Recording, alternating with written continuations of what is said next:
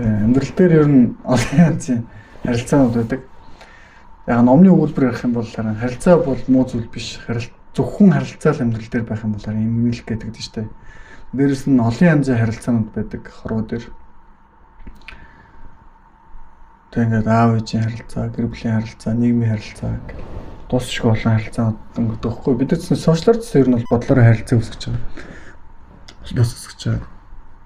Гэтэ энэ дотор маш олон харилцаан дотор нэг чухал харилцаа бол харилцсан шүү дээ. Өөрөө өөртөө арчлах, өөрөө өөрийнхөө дотоод мөн чанарыг таних гэдэг харилцаа байд юм аа. Энэ харилцаанаас эхлээд бүх харилцаа үндсэн суурь нөхгүй. Өөрөө өөрийгөө ойлгож, өөрийгөө эдгээсэн хүн, амьд байгаа хүн, өөрийн гэсэн зөв үзэл бодолтой, зөв эрэг байдалтай, зөв бурханлаг чанараа олсон, хэнд дахин давтагдчихгүй байдлаа олсон тийм хүн байвал тэр хүний хувьд бол амьдрал бол гоё зүйлээ. Аашаа.